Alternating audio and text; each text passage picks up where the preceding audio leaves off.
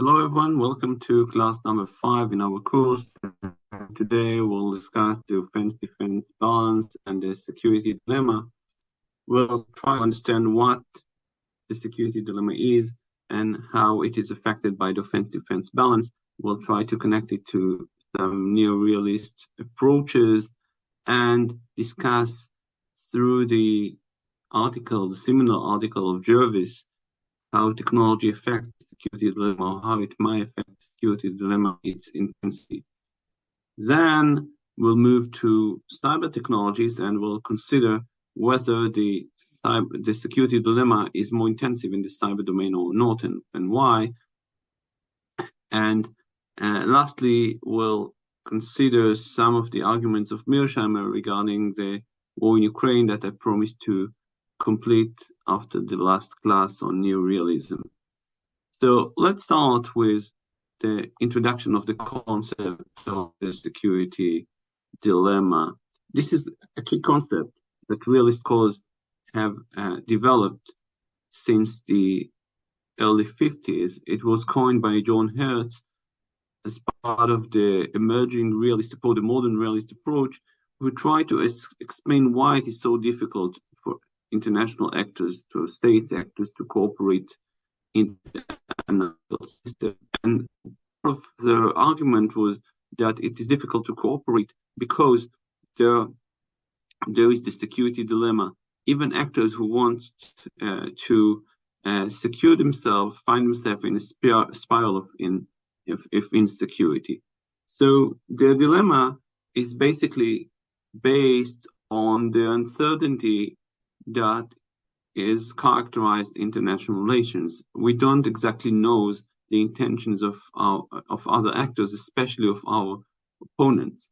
And because actors fear of their opponents and they are not sure or are uncertain about their intentions, they are armed themselves to protect themselves. This is part of the idea of self-help. And by that, they are also increase the fears of their opponents, because their opponents see that their opponents are arming themselves. They are not certain why they are doing it, whether it is because their opponents have some defensive intentions or have offensive intentions. So they are uncertain of the reason for their opponents arming, and therefore they are arming themselves. But again, this enhances the insecurity of the first actor, who further arms and itself and so on.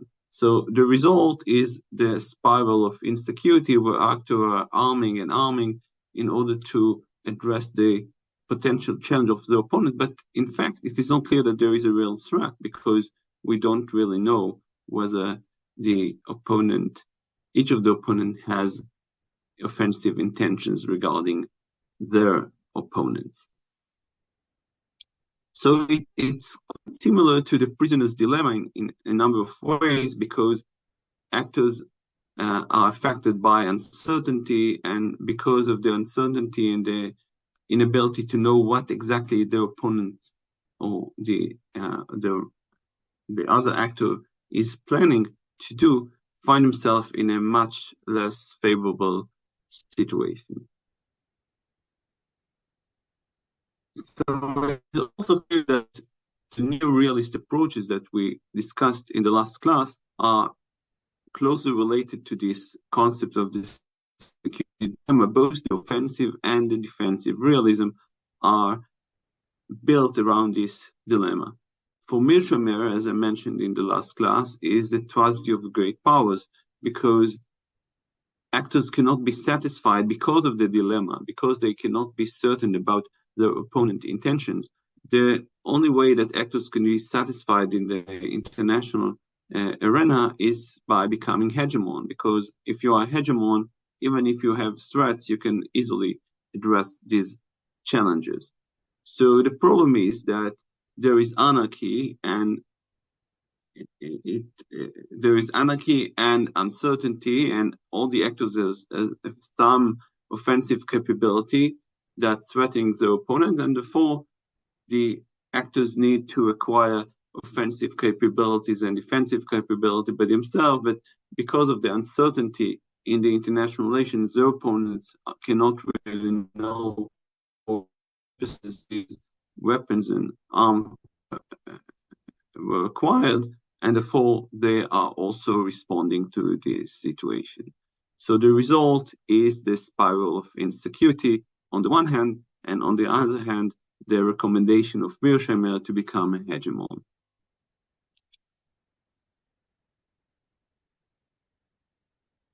But the point is that becoming hegemon, not only being hegemon, but also becoming hegemon, threatening their opponents.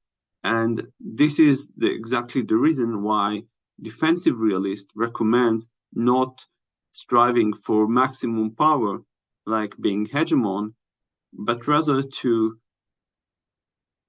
acquire enough power, sufficiency or minimum power, only to be able to survive, and not more than that, in order to avoid the spiral of insecurity. So, as I mentioned earlier, the security dilemma is a key concept that affects both the defensive and offensive realist approaches. Robert Jervis, in his 1978 article, developed a very interesting framework to consider the security dilemma and tried to suggest that there are a number of factors affecting the dilemma.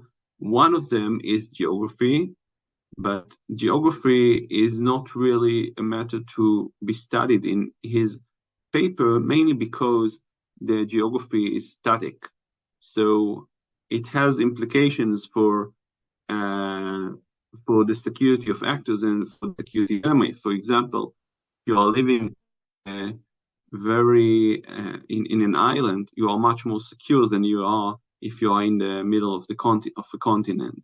So the geography adds to your security and also to your being able to avoid the security dilemma to some extent. You might feel much more secure when you are in a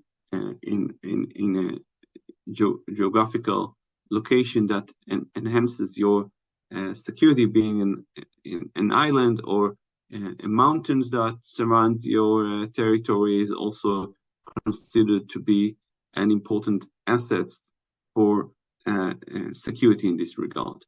But the point is that these are rarely changes. It might be changed if you conquer a territory or lose territory. It might affect your geography, but basically in the international relations, geography is not really changing. It might change over long periods of time, and we of course experienced in recent decades the climate change and how it might affect the geography of some actors, but it's of course not main part of Jervis' arguments.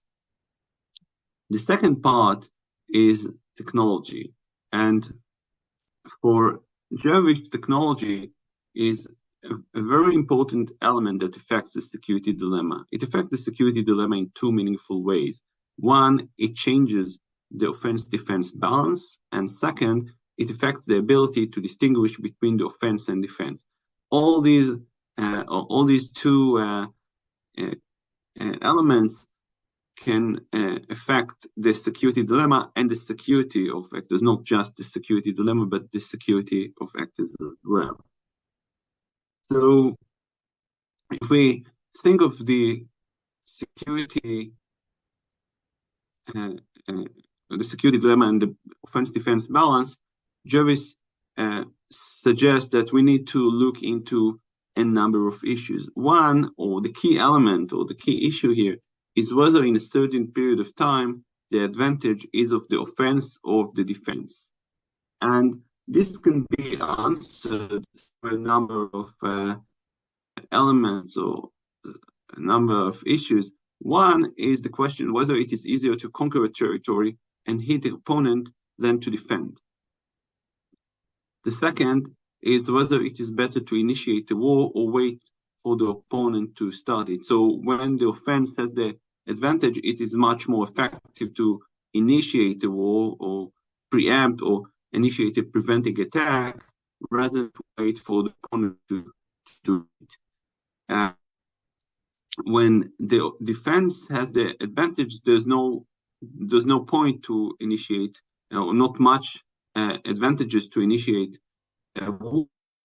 Rather, you be in a much better position if you would wait. I mean, if you are a status quo power and you are not, if you don't want to extend your territories, it is better to defend your territories by waiting for an opponent to attack you. And this can also be discussed in more practical question of spending the money, whether it is efficient to spend the money on offensive system or on defensive systems. So sometimes the offense is the defense is possible, but is very expensive. Think, for example, of the Iron Dome as a key element that defend Israel from Hamas rockets, and compared, for example, to the next technology of laser that could distract the rockets on the way, are much cheaper than the Iron Dome missiles.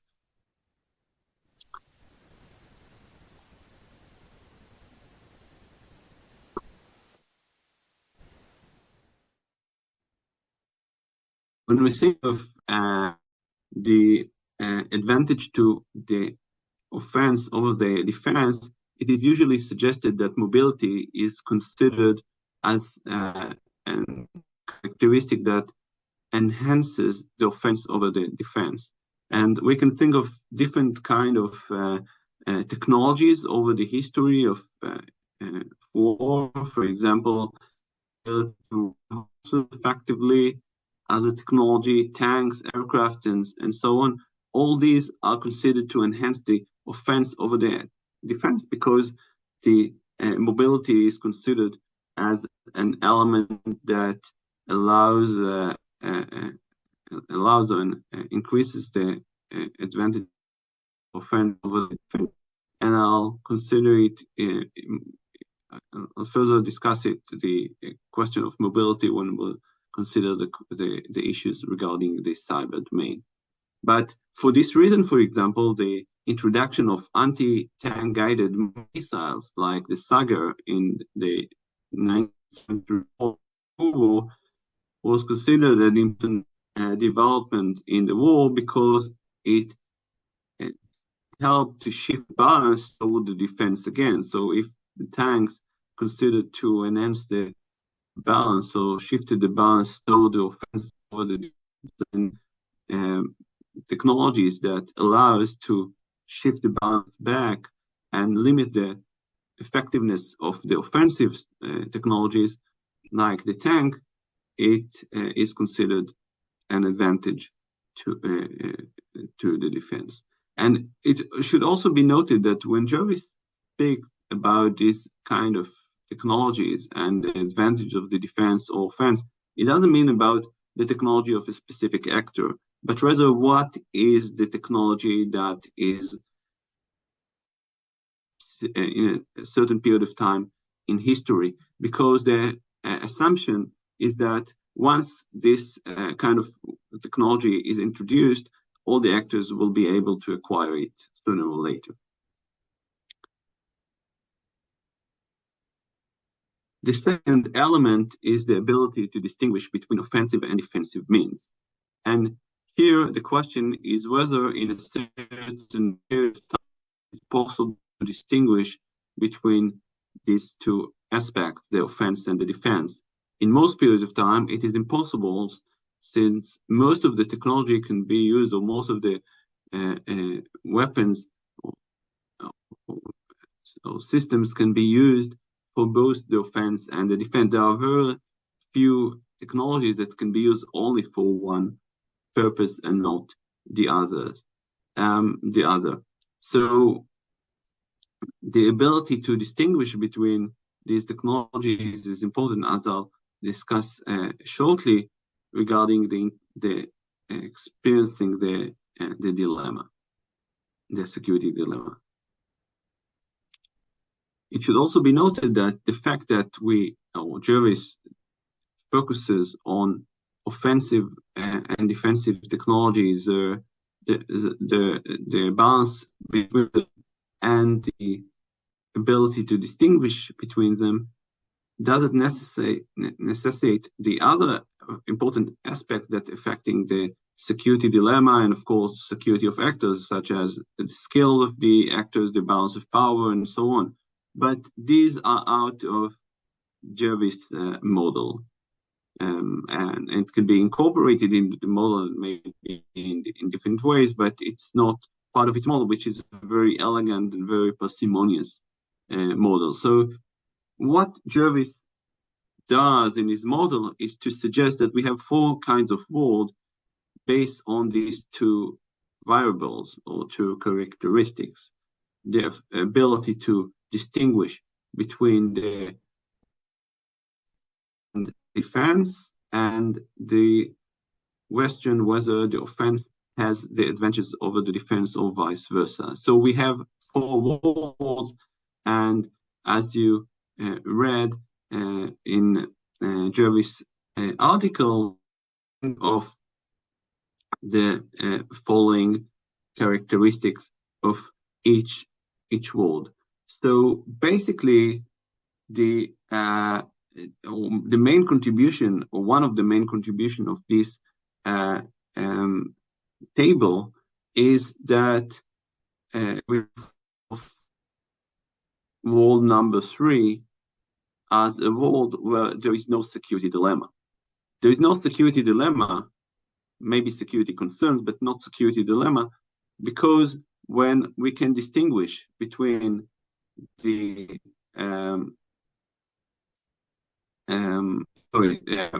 in world 3 and 4, there is no security dilemma, because we can distinguish between defensive and offensive means.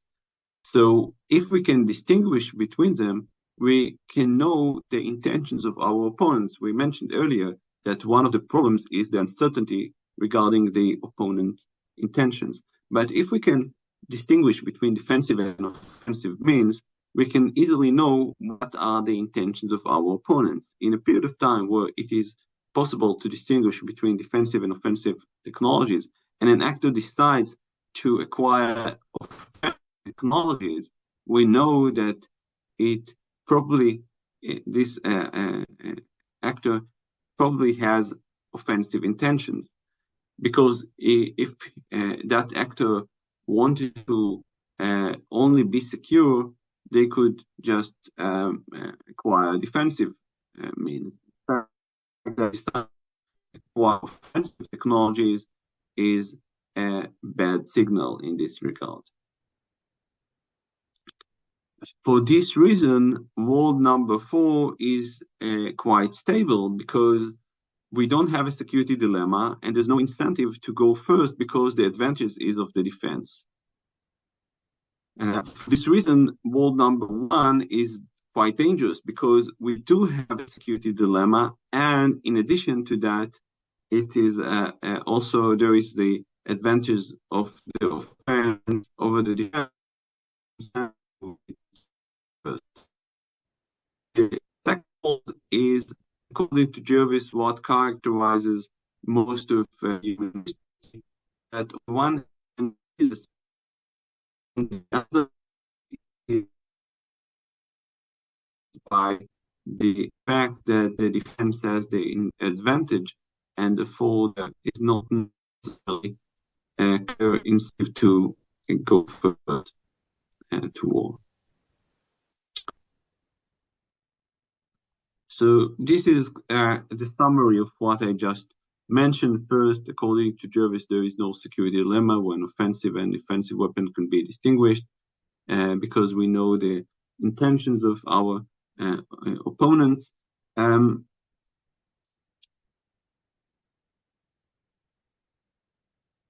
And since when the defense has the advantage over the offense, status quo power do not need to strike first. So it makes the situations where we have the combination of the ability to distinguish between offensive and defensive means, and the advantage for the defense over the offense as the most stable mold.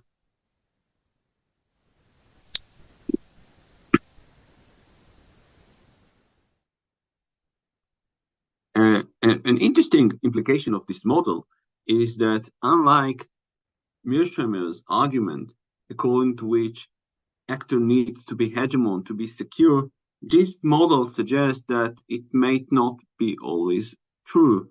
In some situations, actors can be secure without being an hegemon, as noted earlier. For example, if we are in world number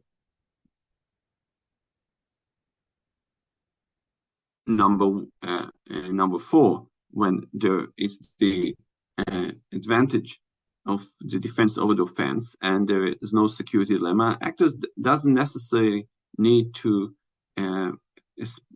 acquire as much as possible power as they can acquire, but rather be satisfied by some degree of power and security. More generally, I think this model is very interesting in thinking about issues in international relations and in politics and maybe other fields as well, because it demonstrates how we can take two variables or two factors and combine two of their values to develop a kind of a model or a table that helps us to sharpen our thinking. So we can think of some issues or different issues through this model. And you can take any. So, for example, we can take two factors. For example, the question whether a state is democracy or not, and the question of whether there is a big or small middle class in the country, scenarios for international stability. But we can use any other factors and variables as well for this kind of exercise, and it helps to sharpen our thinking because it forces us not only to consider the implication for each factor, but also what happens when the two factors are combined in order to create an outcome in world politics. Nonetheless, the model has some challenges or difficulties. First, it is a very elegant model, but it's not clear that it is practical in terms of explaining international stability. There are some difficulties that Jervis himself acknowledges in paper, but a situation that cannot be easily filled. But also, it can be also some of these arguments can be debated regarding what kind of multiples than the other. But in any case, as I mentioned earlier, it is a very elegant way to think of the connection between technology and international dilemma. So before we continue, I suggest that you can take an exercise. You also don't need to make it or send it to me, but rather take 2 minutes based on your reading of slides and what you have heard and read from Jervis, and consider the following points: how and technology affect the security dilemma in the cyber domain. And in fact, I think this is a very interesting exercise to think of the geography of this domain in the context of cyber technology.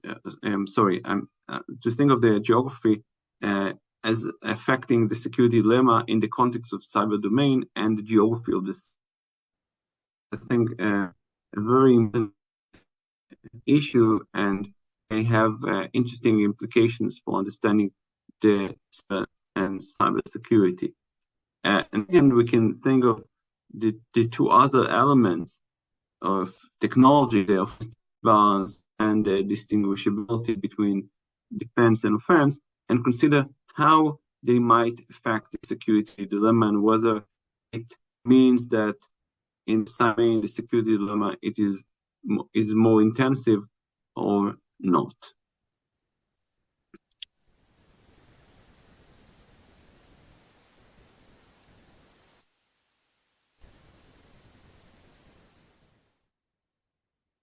So after you consider these,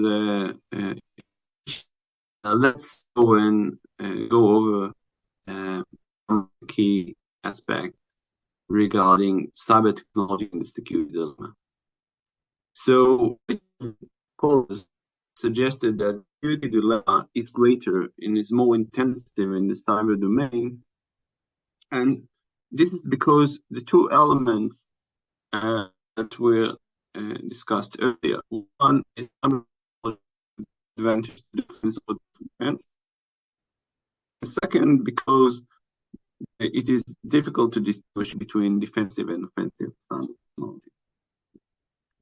So the argument was that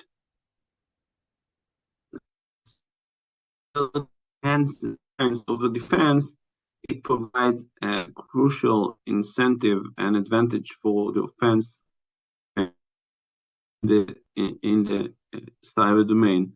And basically, mobility enhances the offense of defense because it limits the ability of the defender to prepare for an attack. The defender doesn't know exactly where it will be challenged, because if there is a technology that provides mobility, the attacker or the offender can arrive from different areas and surprise the defender. And it's much difficult.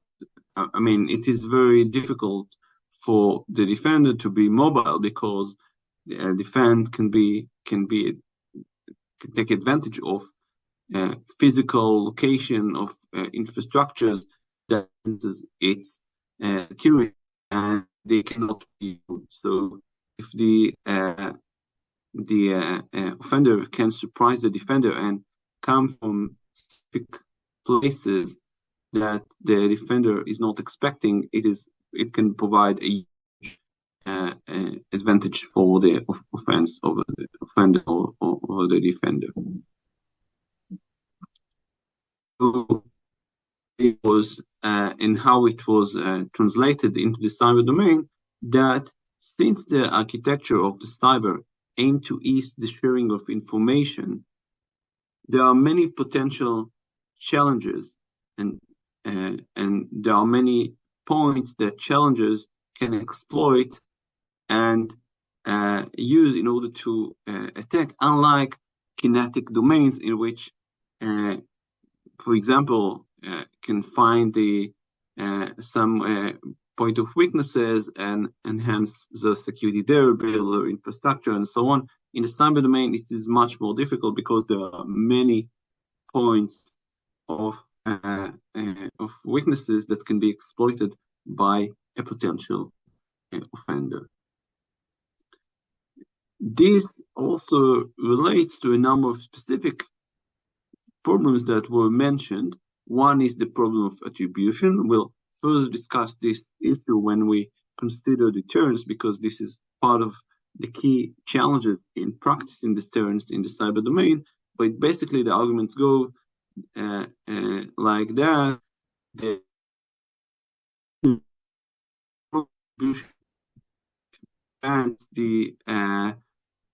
defender to issue a credible deterrent threat, because the protective challengers know it will be very difficult for the defender, for the deterrent actor, to identify that there was an attack and to especially identify the identity of the attack and retaliate.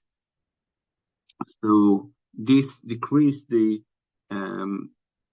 ability of deterrence strategy to work, because the deterrent threat is not very credible in these kind of situations. In addition, scholars mentioned the entry cost and suggested that there are not much constraints in time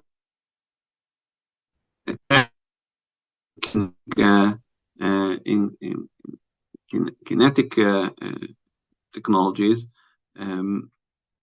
So weaker actors may attempt to balance their inferiority by striking in the cyber domain, and therefore it is much more difficult to an advantage of the offender of the offense over the defense. In addition, scholars, also for good reason, mentioned that it is difficult to distinguish between defense and the offense, and it is very difficult to know that an actor is arming in the cyber domain. We don't know what how it can be seen, because unlike, for example, acquiring nuclear weapons, which leaves a lot of traces. Although it is difficult, it leaves a lot of traces in the acquiring uranium, in developing infrastructures that allow developing a nuclear bomb, and so on. Acquiring cyber technology doesn't leave much traces, and it is basically based on acquiring computers or other similar systems, and of course, it is based on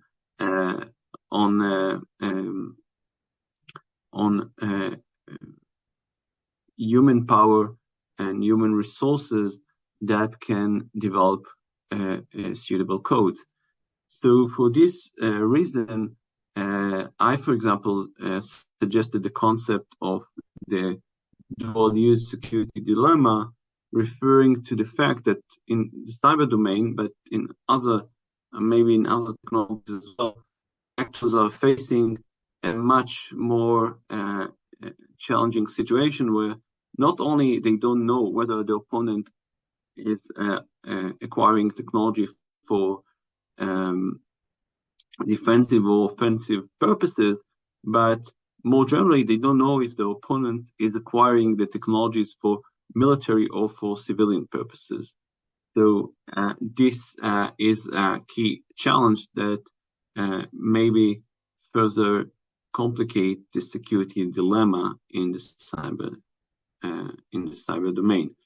So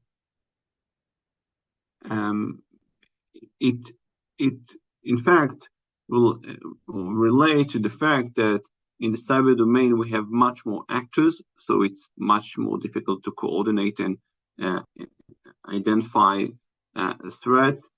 Much more types of actors are involved. It is not only states and, for example, terrorist groups or the mafia, but various kinds of actors of interest, and there is much less government control over the technology. And you can think, for example, of another dual technology, nuclear technology. You can think of technology that this technology can be used for military purposes. Here it can be used for defensive purposes, maybe through deterrence, and through for offensive purposes, but can also be used for various civilian purposes. By the way, some scholars suggested that we need to distinguish not only between defensive and offensive technologies, but also the balance between offense and defense, but rather the balance offense deterrence and defense deterrence and offense. Because some advance the offense, some the defense and some of deterrence, like nuclear technologies. But anyhow, this exemplifies how in the nuclear or other technologies like the nuclear technologies, despite the fact that they are dual-use technologies, the challenge is not as great as the challenge with regard to the cyber technology.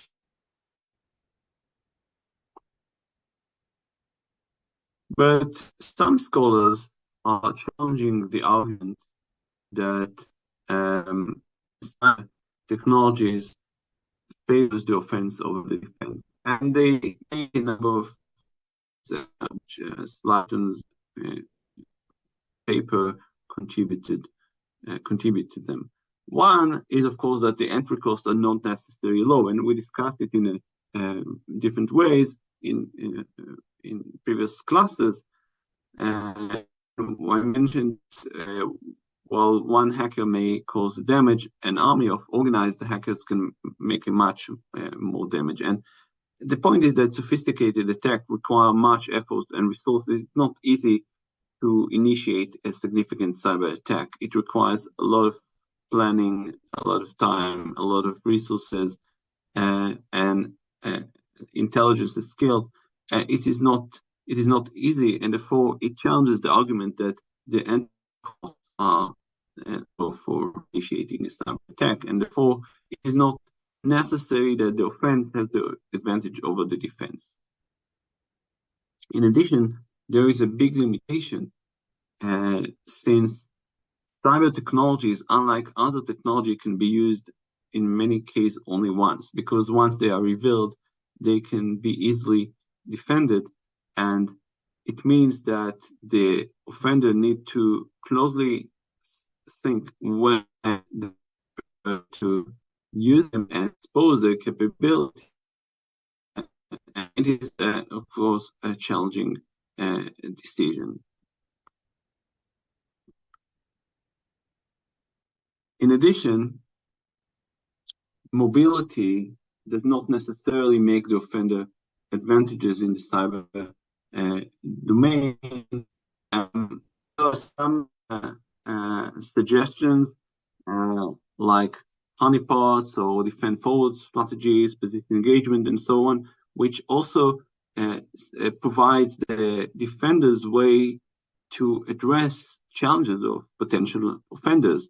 So it is not necessarily that the mobility enhances the advantage of the offense over the defense.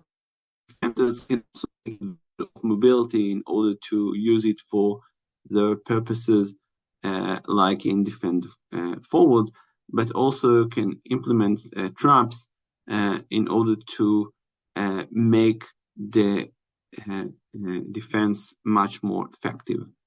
And in addition, and I'll further discuss it when we consider the practices of deterrence in a different class, but attribution, as I will discuss in that class, is not necessarily characteristics of the cyber domain. The attribution, the problem of attribution, it is not a deterministic element, and it can be addressed in different ways.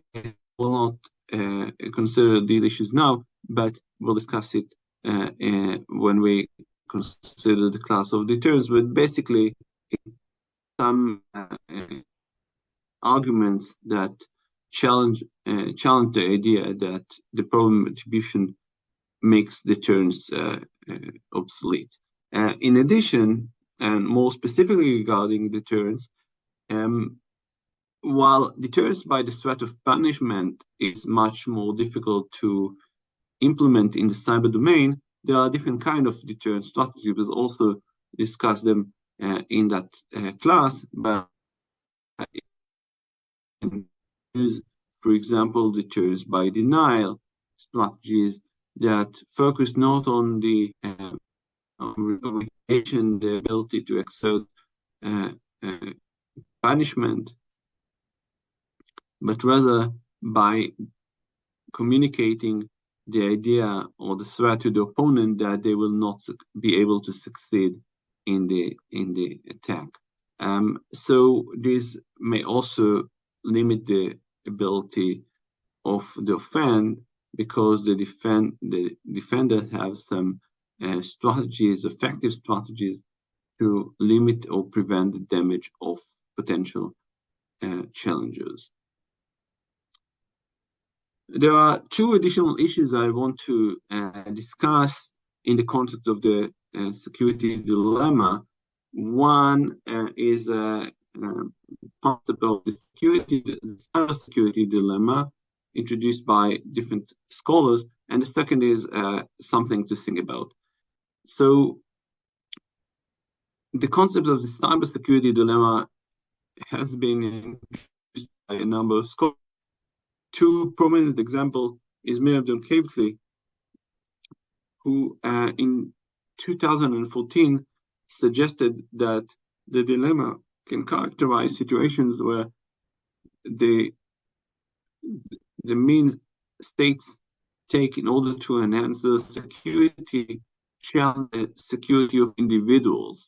So it's a kind of a different this dilemma where it is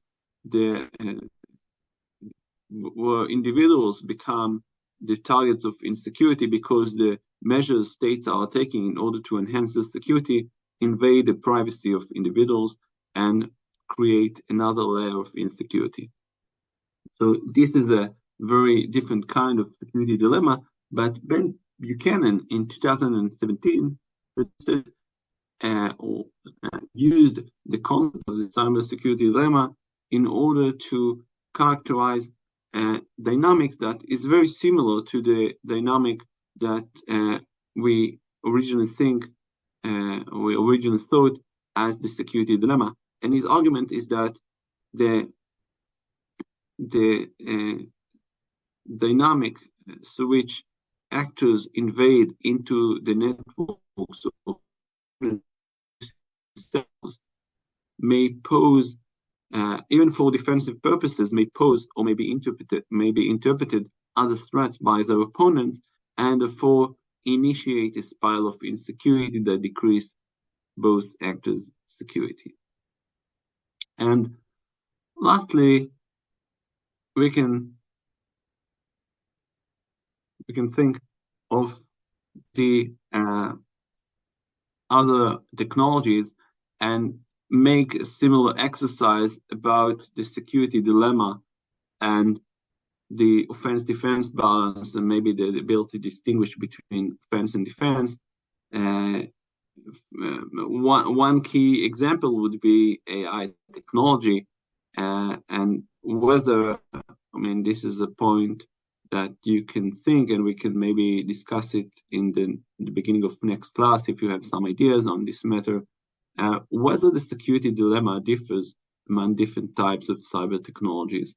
And maybe, for example, or to what extent AI technologies make any different in this regard, whether the security dilemma, when we consider AI technologies more intensive than other cyber technologies. So this is about the cyber dilemma and the agents of the offense-defense balance to this discussion. I want to move to Mearsheimer. This is part of what I wanted to discuss last class in the context of neorealism, and it is not exactly about cyber, but it helps to demonstrate some of the the realist way of thinking, and it is part of the PowerPoint presentation of class number 4, so you can click it in the presentation, but you can also easily search for this title, What Should Ukraine Do? And is Russia losing the war due to economic sanction? This is a short YouTube of a few minutes, an interview with John Mearsheimer. And So I suggest that you watch it first, and then I have some comment or responses to his claim. So you can also think himself about how he defends his arguments, to what extent it is a coherent argument, how it part of the realist argument, and so on. So basically, this is part of Mearsheimer predictions after the end of the Cold War, and he, as I mentioned last class, he was successful in some of them, such as his forecast that there might be a war between Ukraine and Russia, but he also miserably failed in some other predictions. Basically, the argument of Mearsheimer in this interview is that Russia is facing a security dilemma.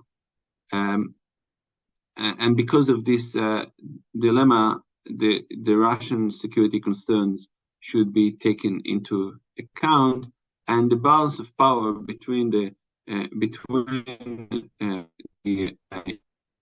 Russia and Ukraine is a balance of power that requires the Ukrainians to pay much attention to Russian demands. But I think that if we are following the chain of events, we can also see how Russia is a source of insecurity for Ukraine, and why Russia is trying to find help in the West in order to defend itself from Russia. In addition, Mearsheimer compares the situation between Russia and Ukraine to the situation between Cuba and the United States in the 60s. But it is not exactly the same thing, because while the United States was the great power of the international system, this is not the case today regarding Russia, and Ukraine is much more powerful than Cuba. So it is not exactly the same example. And therefore, again, if one of the balance of power, they should also take into account the balance between Ukraine and Russia, which differs considerably different than that of Cuba and the United States. This also means that Russia also needs to be cautious. And lastly, I think the important element that remain out of the scope for the realist analysis is the reasons for Russia and Ukraine behavior. And while, of course, security concerns are an important aspect of the story, and how they are affected by self-help, anarchy, and balance of power, and so on, there are some challenges, because for Ukraine, it would be maybe much easier bandwagoning with Russia than as maybe the neorealist approaches would suggest. Bandwagoning is in Russia means that it could find Russia ally, but the fact that this didn't happen may allude to the fact that domestic politics and identity plays important part of the story here. And this, of course, cannot be explained by neorealist approaches that sees domestic politics and states' identity as part of the black boxes that we should not get into it. In addition, domestic politics and identity plays an important role in Russian behavior, constituted itself as a great power, and therefore it is or superpower, and therefore it affects how it behaves in the international system. It aims to validate its role as a superpower, as a great power, and want to be recognized as such an actor, and also, of course, identity and what Russia is in terms of what is Russia geographically is also maybe part of the story here. So this is what I had to say about the war in Ukraine. I'll also be happy to further discuss any of these arguments in the next class, which is scheduled for April 9, and in which we'll consider new liberalism and international regimes, international organizations, as an alternative approach that explains international relations, and of course tries to explain how cooperation in the international arena is possible despite what the neorealist scholars argue. So see you soon, and bye-bye.